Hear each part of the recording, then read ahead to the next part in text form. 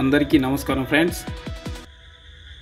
ఇప్పుడు విద్యుత్ బిల్లుల చెల్లింపు విధానం ముందుగా నేను ప్లే స్టోర్ ద్వారా డౌన్లోడ్ చేసుకున్నటువంటి TGNPDCL యాప్లోకి ఎంటర్ అవుతున్నాను ఫ్రెండ్స్.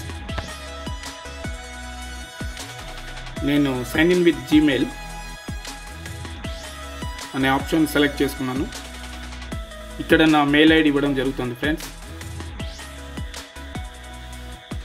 సో నా ప్రొఫైల్తో పాటు ఇక్కడ నేను యాప్లోకి ఎంటర్ అయ్యాను.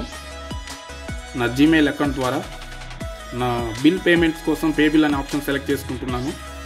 ముందుగా రైట్ సైడ్ ఇచ్చినటువంటి యాడ్ సర్వీస్ ద్వారా నా సర్వీస్ను యాడ్ చేసుకోవాలి.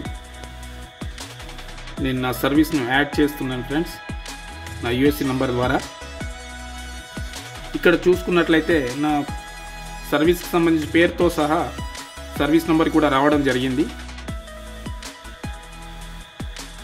నేను పే అనే ఆప్షన్ ద్వారా బిల్లు చెల్లింపు చేయబోతున్నాను. ఇందులో బిల్ డెస్క్ అనే ఆప్షన్ సెలెక్ట్ చేసుకుంటున్నాను. ఇక్కడ సబ్మిట్ ఇవ్వగానే నా బిల్ అమౌంట్తో పాటు అన్ని డీటెయిల్స్ రావడం జరిగింది.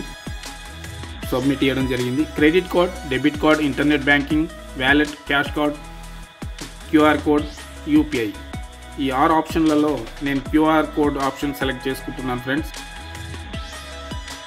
Make payment, proceed with payment. నా బిల్లుకి సంబంధించిన QR కోడ్ ఇక్కడ జనరేట్ అవుతుంది ఫ్రెండ్స్. సెలెక్ట్ చేస్తుంటే నా బిల్లుకి సంబంధించిన QR కోడ్ను నేను స్క్రీన్ షాట్ చేసుకోవడం జరిగింది ఫ్రెండ్స్.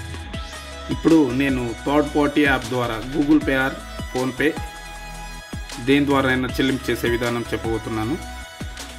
ఇక్కడ స్కానర్ను ఓపెన్ చేసుకుంటే ఇక్కడ ఆల్బమ్ అనే ఆప్షన్ కనపడుతుంది ఫ్రెండ్స్. నేను ఆల్బమ్ సెలెక్ట్ చేసుకున్నాను. ఇక్కడ నా QR కోడ్, నా బిల్కి సంబంధించిన QR కోడ్ నేను సెలెక్ట్ చేసుకుంటే నా బిల్కి సంబంధించిన పూర్తి డీటెయిల్స్ వచ్చినాయి ఫ్రెండ్స్. ఈ విధానం సులభతరంగా ఉందని చెప్పడం జరుగుతుంది ఫ్రెండ్స్. ఈజీగా బిల్లులు చెల్లింపు చేసే విధానాన్ని మీకు చెప్పినని నేను అనుకుంటున్నాను. Like this video.